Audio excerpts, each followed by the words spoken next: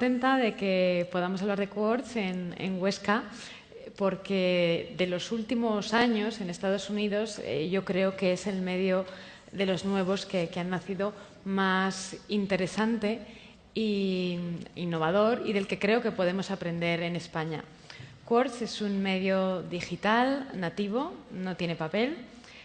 Fue creado por una iniciativa de un grupo más grande, que es el Atlantic, que a lo mejor conoceréis por su revista y también tiene una parte digital muy interesante. Quartz nació sobre todo como un medio enfocado a aspectos financieros, económicos, pero enseguida amplió la temática que le ocupa y ahora hace tecnología, hace deportes. La clave al final es cómo lo hace. Y es de lo que creo que podemos aprender mucho en España. Si todavía no conocéis Quartz, ir ahora mismo a qz.com y empezar a leer historias hechas de otra manera. Quartz tiene ya 10 millones de usuarios, tiene una edición muy interesante y también muy popular en India, acaba de lanzar ahora en África y desde luego es un medio con mucha personalidad, que es algo que yo creo que especialmente en Internet, y lo podemos ver ahora en Europa con tantos medios nuevos, es esencial tener muy claro lo que quieres hacer y cómo. Y aquí está para contarnos su experiencia desde el principio Gideon, que de hecho estuvo entre los fundadores de Quartz en 2012, en verano de 2012, empezó a trabajar allí. Él venía de un mundo muy distinto, o creo que muy distinto, ahora le preguntaremos, como es el Economist, donde llevaba 16 años trabajando. Fue corresponsal en Moscú, en México, por eso, como veréis ahora, habla también español, en Jerusalén. De hecho, esta conversación la podríamos tener en ruso, en hebreo. Tiene muchos talentos y también habla muchas lenguas, pero bueno, mejor en español por hoy. Si no lo habéis hecho, tenéis que leer un artículo que escribió para Quartz en enero de este año, muy divertido y muy entretenido, sobre cómo se presentó para ser director del Economist. No le eligieron, pero casi.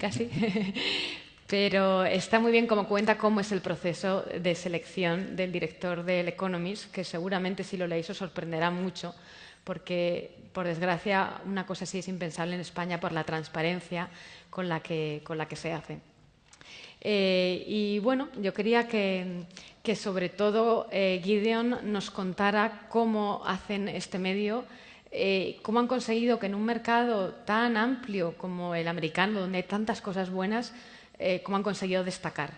Gideon, tal vez para empezar, cuéntanos, ¿tú cómo definirías Quartz? Ayer, hablando con colegas, nos enseñaste un tuit que lo resumía muy bien.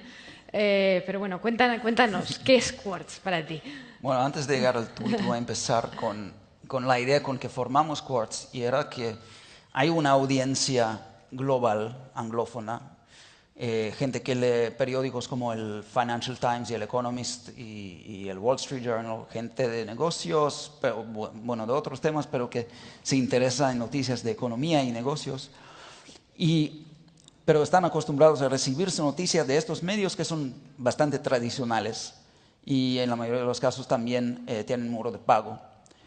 Y entonces decíamos que, ¿qué pasaría si intentáramos crear el Economist en el siglo XXI, en vez de en 1843, cuando se creó esa revista?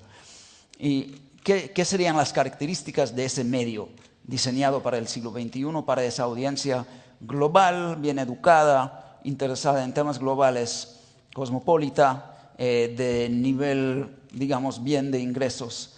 ¿Qué es lo que les gustaría leer y cómo se presentaría? Entonces, decidimos que, bueno, para empezar, esa audiencia va a estar cada vez recibiendo sus noticias en teléfono móvil.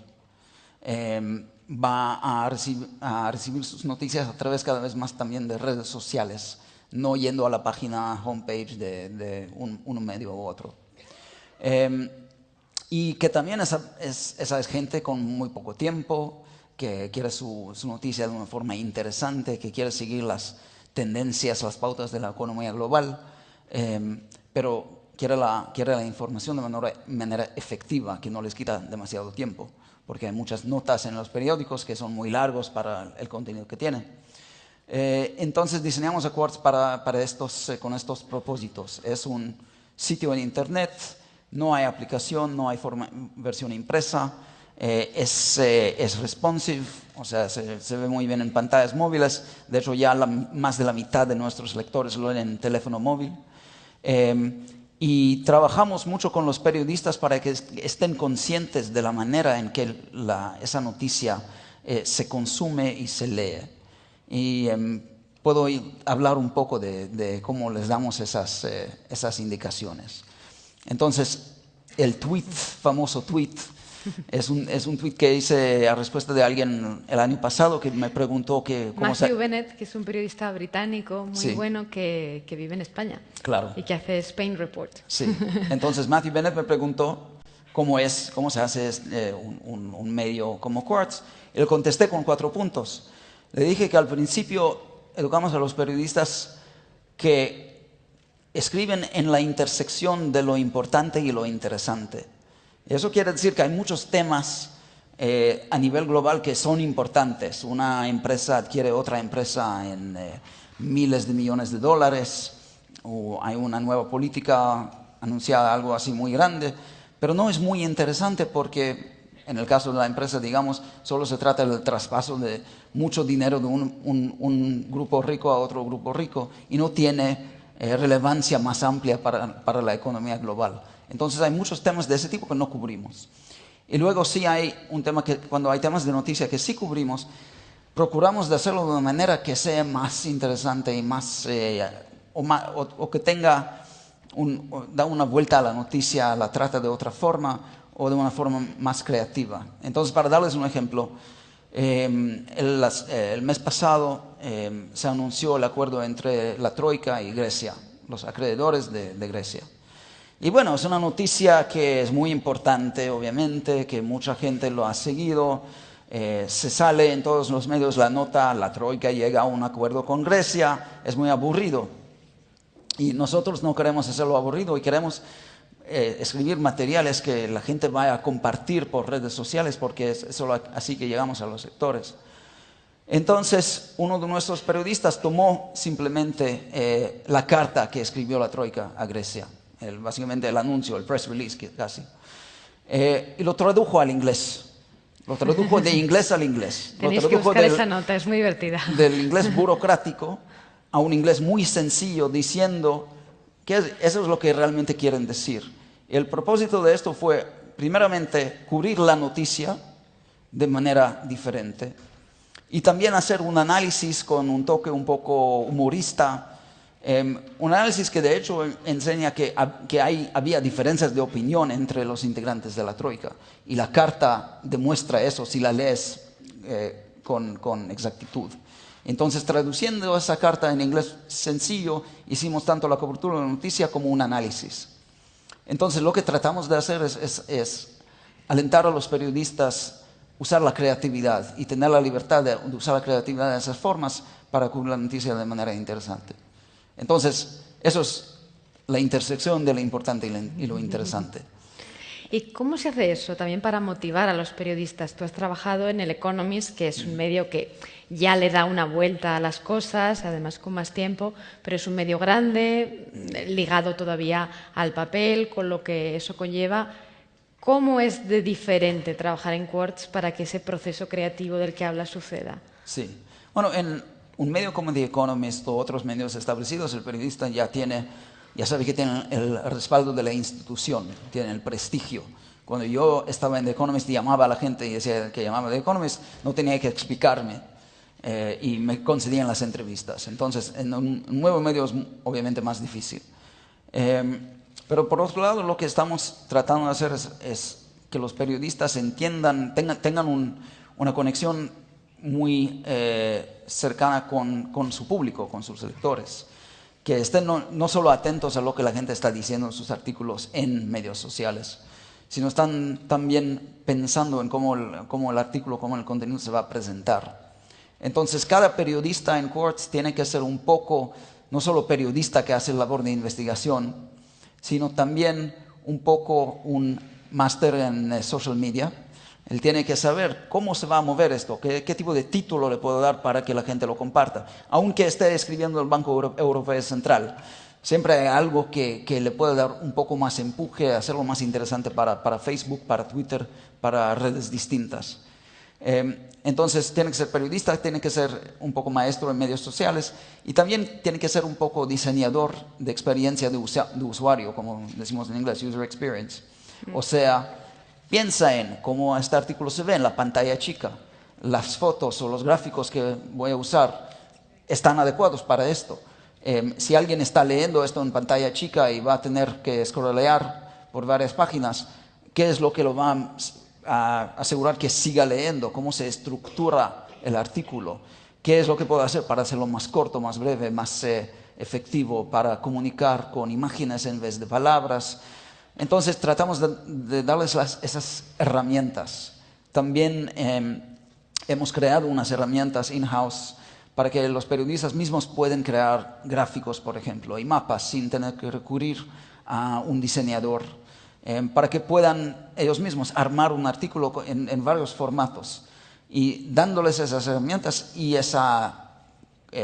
digamos, esa libertad de creatividad, tratamos de hacer que ellos puedan simplemente contar la noticia de manera más expediente y más interesante. Sí, lo que decía sobre todo de cómo está enfocado Quartz a las redes sociales, que es algo que desde el principio habéis cultivado mucho y, por supuesto, gran parte de vuestro tráfico viene de ahí. Cuando quedamos en enero en Nueva York, me hizo bastante gracia esto que me dijiste de que concebíais en Quartz un artículo como un ser vivo que de alguna manera tenía que salir al mundo de Internet para estar en este campo de batalla y luchar por su vida, por su supervivencia. Además lo conté luego en el español, el proyecto que estamos haciendo y les encantó.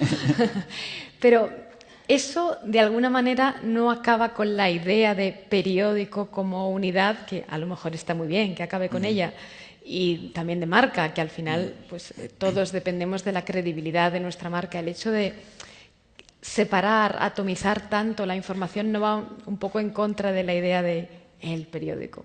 Sí, claro que va en contra. Y eso está bien.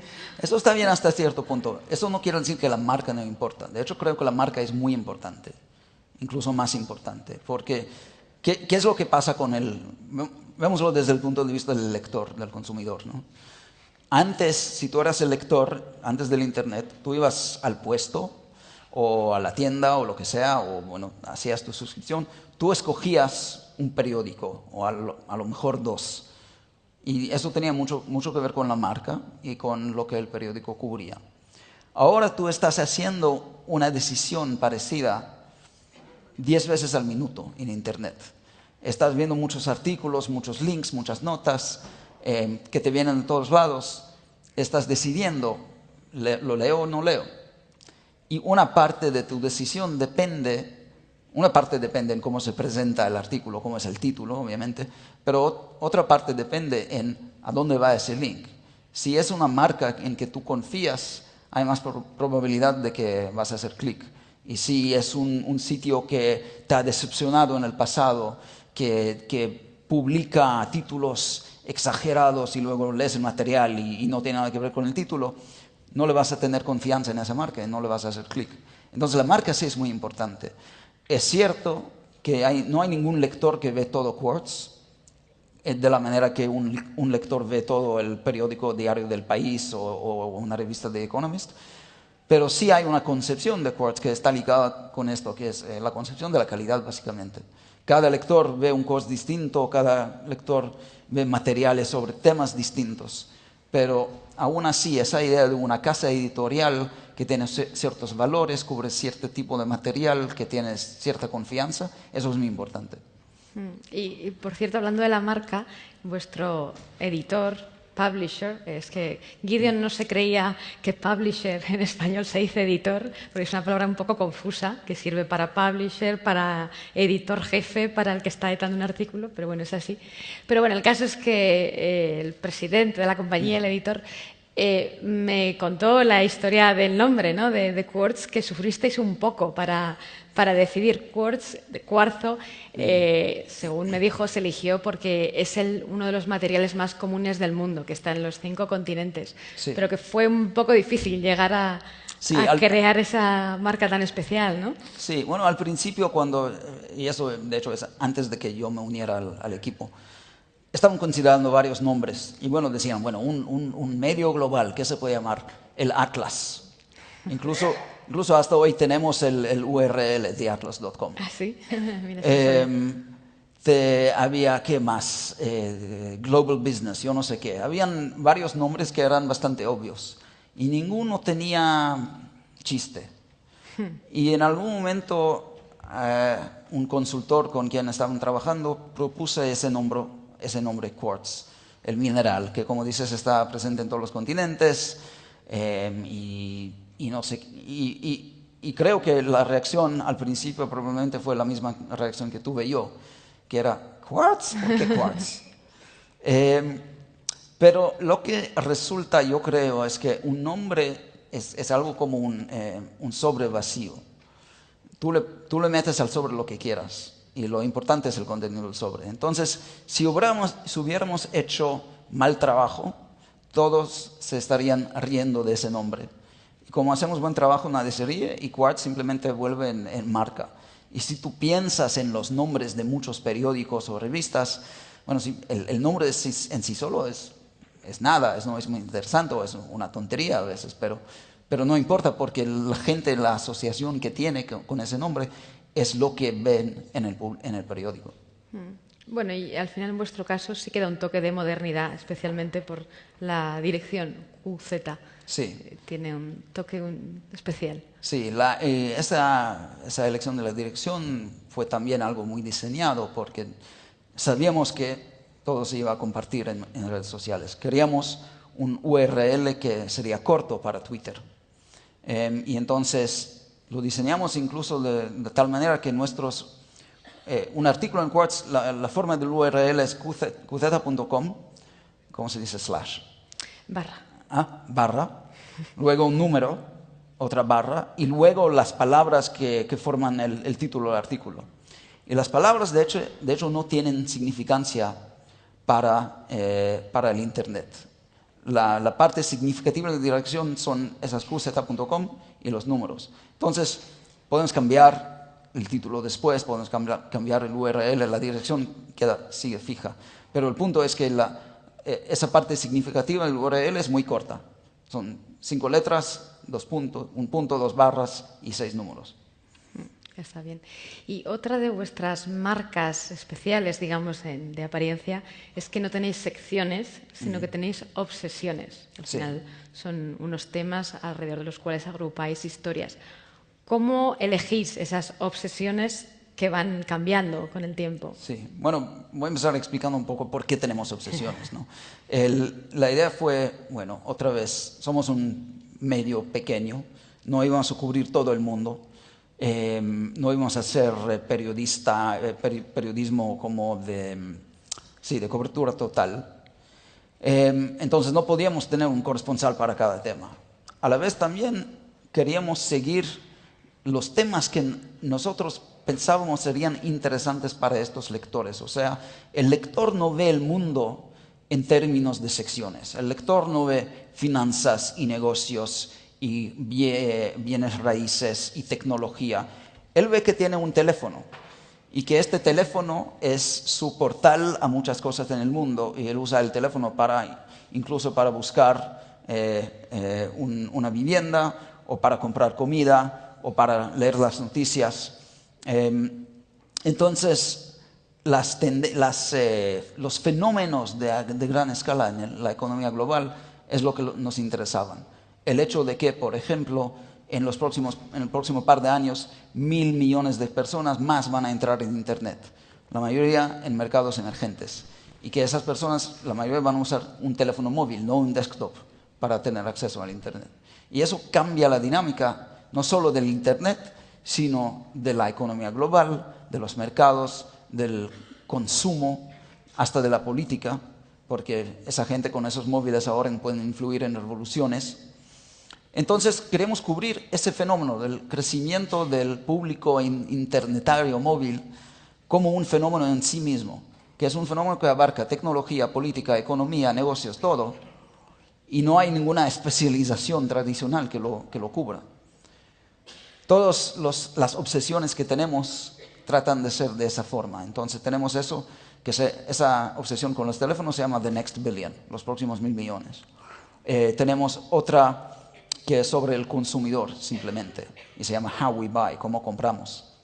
Tenemos una que es bastante específica sobre Nigeria, Nigeria Now, pero eso tiene de hecho que ver con el desarrollo en África, en términos más generales, desde la tecnología hasta la inversión china, hasta el desarrollo económico. Tenemos una obsesión que se llama el mar, the sea, y ahí tenemos mucho material acerca tanto el cambio de clima, el global warming. Cambio climático, calentamiento global. Tanto como la vida marina, y lo que está pasando con la sobrepesca, por ejemplo. Pero ¿y cómo elegís el mar? El mar. Básicamente lo elegimos y eso es un punto interesante. Pero... Sí, entonces, ahora contesto a la pregunta que me hiciste al principio. Bien, poco a poco. Que es por cómo las elegimos. Entonces, las elegimos básicamente, uno, diciendo qué son los temas que nos parecen interesantes a ese público. Y segundo, qué es lo que nuestros periodistas quieren escribir. Porque nosotros no podemos estar obsesionados con un tema si no hay una persona que esté obsesionada con el tema. Entonces, en este caso, por casualidad, tenemos una periodista que se llama Gwyn Guilford, que es muy obsesionada con dos temas, de hecho, con la economía de China y con el mar, que no tienen nada que ver uno con el otro, pero los dos le gustan a ella, entonces le decimos, bueno, si eso es lo que, para decirlo en buen español, lo que te mola. Muy bien, qué nivel. Entonces, escríbelo. Y lo hace muy bien. Y por estar obsesionada, por tener mucho interés en este tema, lo escribe de manera interesante. Y encuentra cuentos, historias y análisis que son tanto relevantes como buenos e interesantes. Y lo que tenéis es poca gente obsesionada con la política, ¿no? Sí, bueno, la política es un tema, un área donde decimos que realmente hay demasiada competencia. Y queríamos enfocarnos un poco más en el mundo de negocios. O sea, cubrimos negocios en términos muy amplios. Cubrimos también muchos temas que sean de interés a gente de negocios, como educación y familia y bienestar, y, estilo de vida. Pero no cubrimos mucho la política, aunque a veces surge. Por ejemplo, cubrimos lo que ha estado pasando en Ucrania. Cubrimos los acontecimientos de Ferguson en Estados Unidos. Entonces, temas que son políticos, pero que tienen alguna relevancia geopolítica, global, económica. En el caso de Ferguson, es una historia, un cuento que es muy local, por un lado.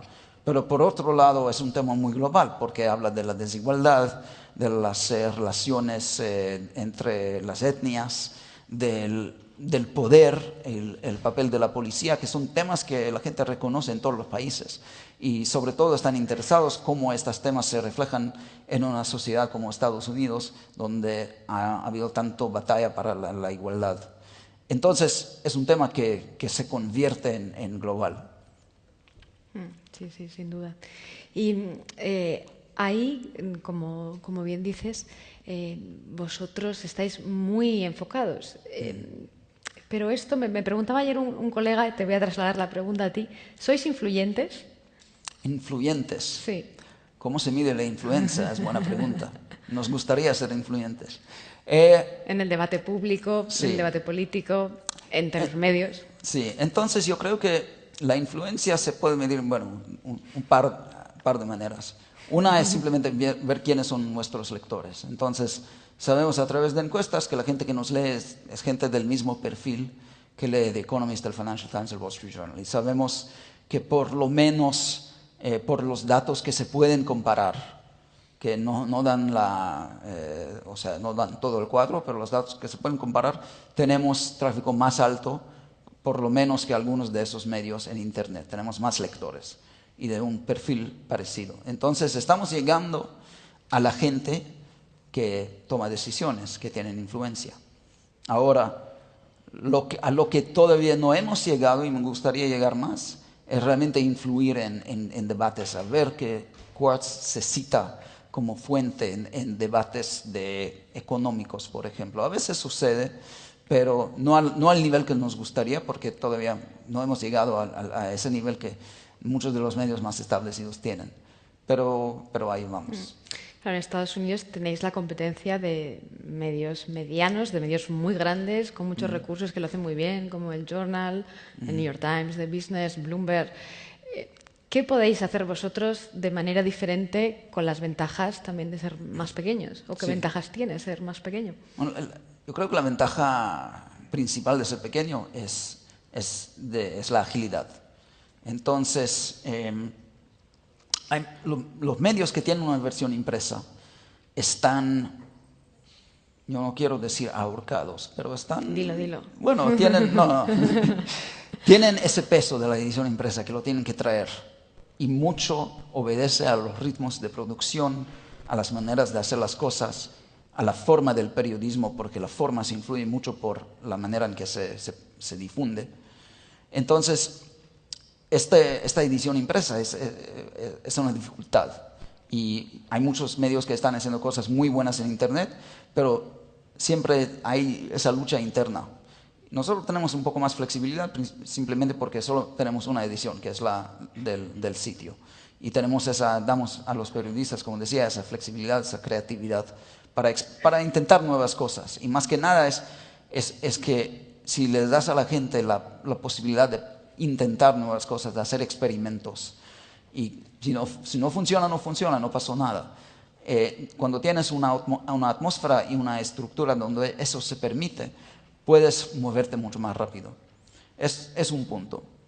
El segundo punto es que no teniendo que cubrirlo todo, podemos sí realmente enfocarnos en temas que nos parecen de más interés y tal vez profundizar más en esos temas que en otros lados. Yo creo que en ciertas cosas como por ejemplo las protestas que hubo en Hong Kong el año pasado, en ciertas cosas cuando esa reportera sigue los vaivenes del sistema monetario chino, hacemos periodismo incluso más profundo de muchos de nuestros competidores en estas ciertas áreas. Entonces la posibilidad de decir, bueno, eso sí nos importa y eso no le tenemos que prestar atención, eso nos da la libertad de hacer un plazo para nosotros que es diferente de los demás. ¿Cuál es tu historia favorita de las que habéis hecho en Quartz?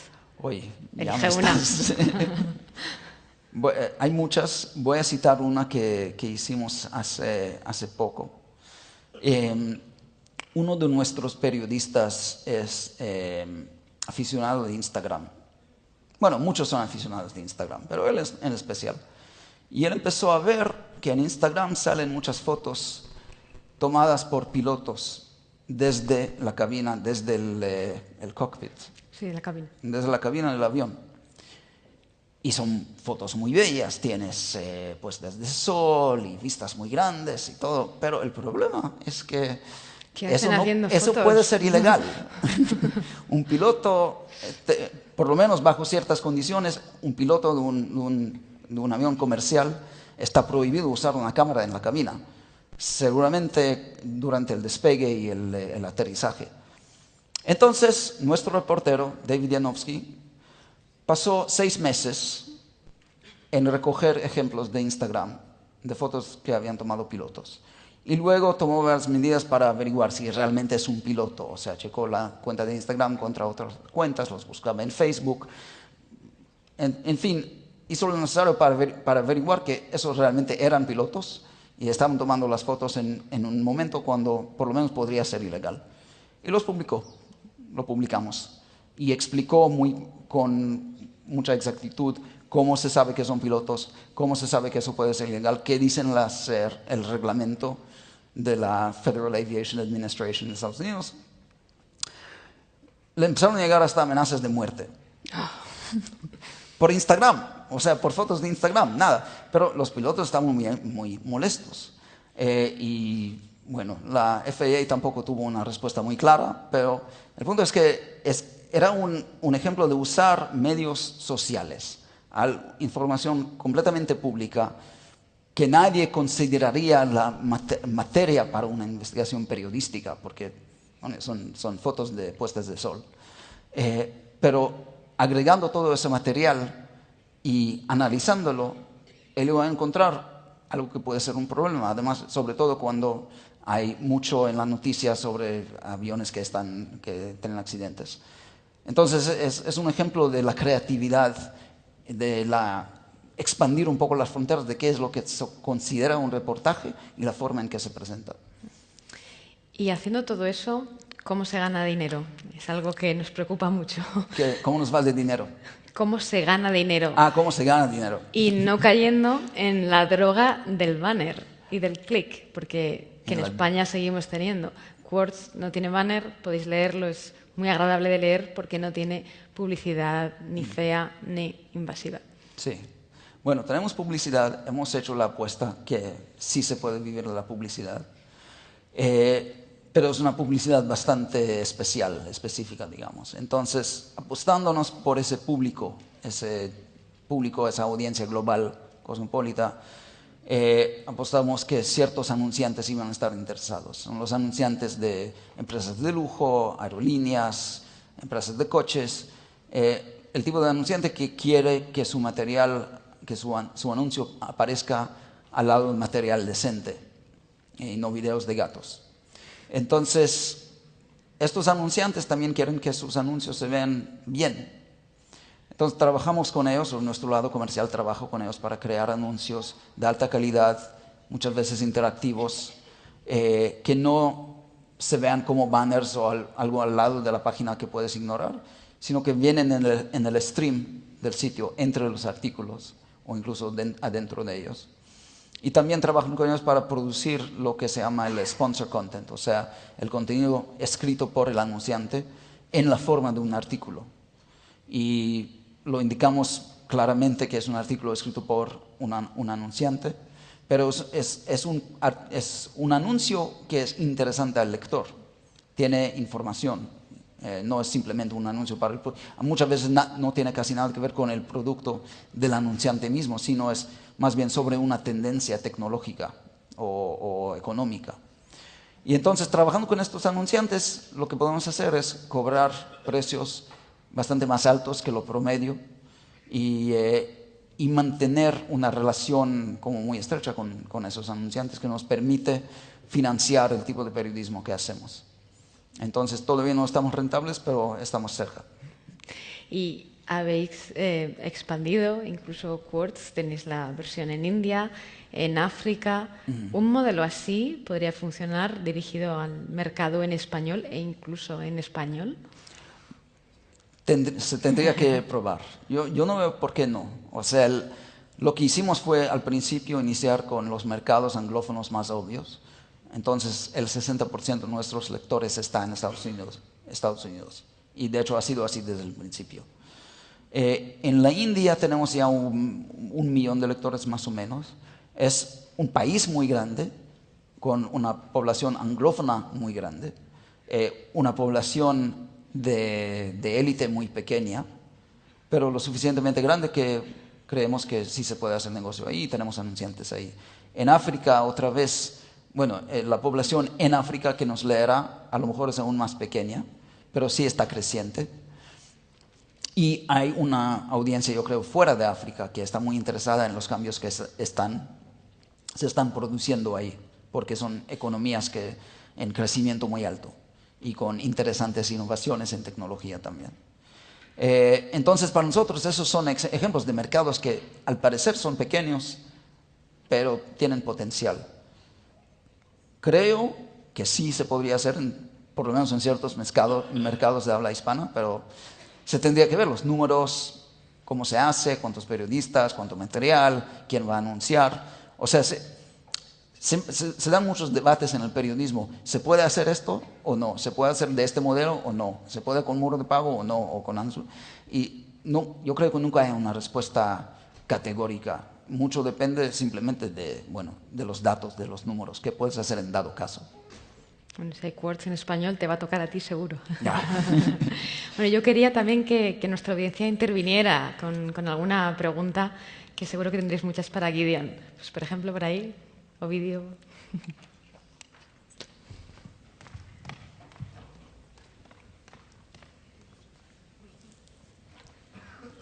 Dos preguntas. Una de ellas es sobre la financiación de la web. No sé si ese tipo de publicidad, por ejemplo, en el que escriben los propios, las propias empresas escriben noticias, no sé si ustedes revisan esa información, se aseguran que es una información fiable, o si genera algún tipo de conflicto de interés cuando ustedes publican cosas que no pueden no beneficiar a este tipo de anunciantes que son fijos y que incluso invierten en la web. Eso por un lado. Por otro lado, me gustaría saber de los 10 millones que tienen de visitantes únicos mensuales, ¿cuántos son repetitivos? O sea, ¿cuántos lectores dice yo quiero leer Quartz y cuántos van llegando porque se van retuiteando las noticias pero luego no vuelven? Ok. Bueno, a la primera pregunta, tenemos separación muy fuerte entre el lado editorial y comercial. Entonces, el lado editorial no puede ir corrigiendo materiales que ponen los anunciantes. Tenemos gente en el lado comercial que trabajan con ellos para producir y refinar esos materiales. Ellos son los que tienen responsabilidad para la exactitud, digamos. Entonces, si alguien se da cuenta de un error, si un lector, digamos, nota un error y lo anuncia por Twitter, que es por lo general como nos anuncian nuestros errores, entonces el lado comercial lo va a corregir. Pero en el lado editorial simplemente no tenemos relación con este material. Y nos parece sano mantener esa diferencia. En cuanto a correcciones, por cierto, nos parece muy importante señalar cuando hemos hecho un error. Entonces, si alguien nos señala en Twitter o por email o si nos damos cuenta nosotros mismos que hemos hecho un error en un artículo, ponemos a la cabeza del artículo, este artículo ha sido corregido. Y luego explicamos abajo qué es la corrección que fue corregido. Y eso también funciona tanto como una señal que lo tomamos en serio, como un incentivo a los periodistas de no hacer errores, porque da vergüenza si tienes esto en tu artículo. La otra pregunta, ¿cuántos lectores regresan? No tengo el dato a la mano, la verdad. La mayoría sí son lo que se diría one-time, fly-by visitors, o sea, vienen de redes sociales, ven un artículo que les gusta, a lo mejor leen uno o dos más y luego salen. Poco a poco se va aumentando la cantidad que vuelven. Es el trabajo de construir una marca, yo creo. Empiezas con muy pocos y los vas aumentando poco a poco. Una de las maneras que tenemos para hacer crecer un público, una audiencia más leal, es nuestro newsletter, que tenemos un email que sale 3 veces al día, a las 6 de la mañana en Asia, Europa y Américas. Tiene unos 110,000 lectores, casi la mitad lo abren cada mañana y lo leen. Tiene vínculos no solo a Quartz, sino a muchos medios distintos. Es como un resumen de las noticias que te prepara para el día. Y es una manera de crear una audiencia que le gusta, que quiere Quartz mucho, que lo lee todos los días, aunque sea en forma de email. Es casi una publicación distinta en sí mismo. A ver, por ahí. Por aquí hay una pregunta.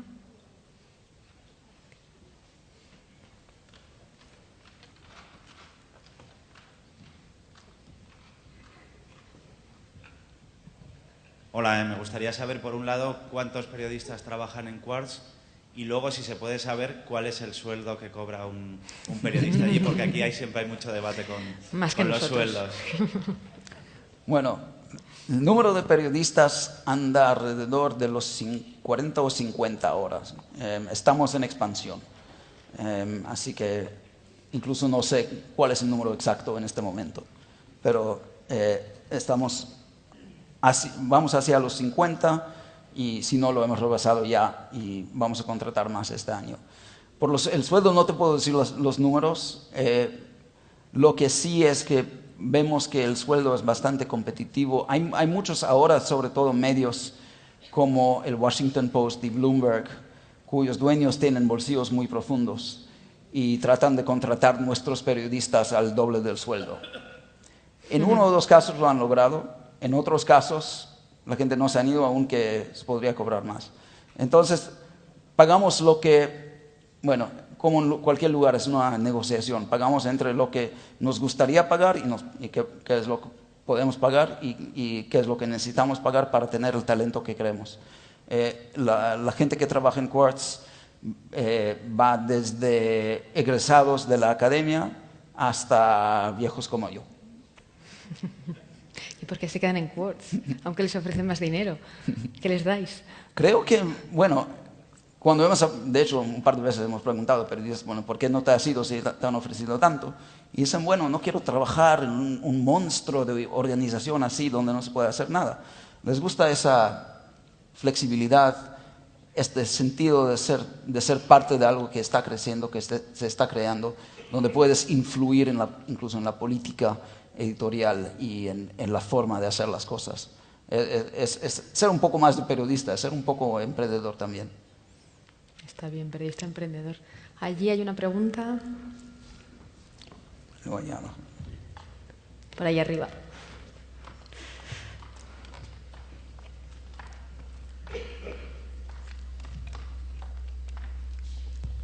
Sí, me gustaría que me hablaras de cómo es vuestra política con los comentarios, porque me parece como que podéis dejar anotaciones al margen, pero en el móvil no se ven esos comentarios. Me llama un poco la atención que en un medio nuevo se haya renunciado a dar protagonismo a eso, o a lo mejor estoy equivocado, no sé cómo lo gestionáis. Sí. Al principio, cuando estamos sacando lo de los comentarios, ¿este ruido qué es? No lo sé. Me vienen acá. Un comentario, alguien que quiere comentar. Dije algo mal. Es Bloomberg. Cuando al principio desarrollamos lo de los comentarios, como se da en muchos casos, queríamos sacar una versión que no fuera la versión completa para sacarlo cuanto antes, entonces sacamos la versión que funciona en el desktop, pero no se ve en móvil. Y después de hacer eso vimos que de hecho poca gente usa los comentarios. Y hasta ahora no tengo una muy buena respuesta de por qué. Me parece que por una parte la gente no está acostumbrada a comentarios en la margen, donde tienes que comentar sobre un párrafo específico, sino que les gusta el formato donde los comentarios están debajo del artículo y puedes escribir cuanto quieras. Entonces nosotros le ponemos un formato bastante restringido.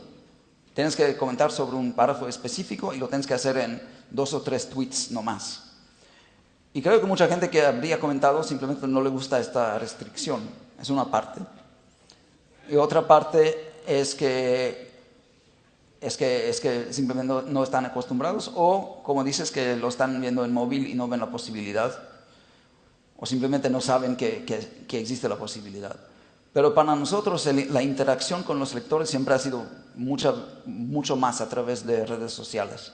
Entonces, tú escribes algo, alguien te responde en Twitter, empiezas a tener una conversación en Twitter, entran otra gente. Sí, de repente alguien comenta en el artículo, pero nos gustaría que hubiera más comentarios de esa forma, pero no nos ha salido. Entonces, creo que sí va a salir en móvil en algún momento, pero no es una prioridad tan alta ahora. Las preguntas, tenemos 2 minutos y medio. A ver.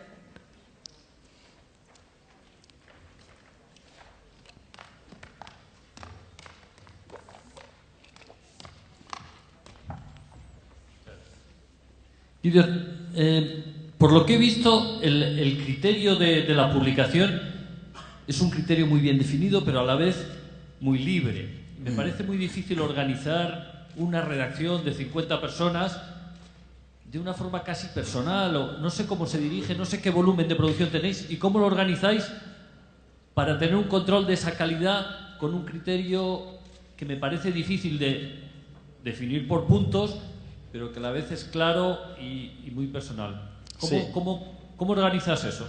Gracias. Es una evolución constante. Cuando empezábamos éramos un equipo de 8 periodistas y yo fui el editor de noticias. Era muy sencillo. Simplemente hablamos de los temas, ellos me mandaban los artículos, yo los editaba y todo fue muy sencillo. Ahora somos varios editores y no hay secciones muy claras, como dices. Entonces, ha sido un proceso de ver qué es lo que funciona. Por ejemplo, nos resultó que es preferible tener un editor, aunque no sea de tema especializado, para cada 3 o 4 periodistas, para que haya alguien con quien hablar de tu artículo y definir los temas. Luego hay varios editores que participan en la mera edición de los artículos, pero hay unos estándares, hay una guía de estilo que yo escribí, hay muchas conversaciones constantes acerca de cómo hacemos las cosas. Se puede hacer de esta manera. Luego hay simplemente un sentido común, un olfato, como alguien lo ha dicho, en la redacción. Todos poco a poco hemos entendido qué es lo que sí se hace y qué es lo que no se hace. Y hay una herramienta muy importante para nosotros que es el chat, el group chat. Usamos el Slack, como muchas organizaciones, que nos permita tener conversaciones constantes acerca del material y compartir ideas. Y de esa forma se va saliendo ese sentido compartido de qué es lo que es Quartz, aunque, como dices, no está muy bien definido en muchos aspectos. Una última pregunta. ¿Alguien quiere algo más? Ay, bueno, estamos fuera de tiempo, pero una más, es que hay que ser fan de las preguntas.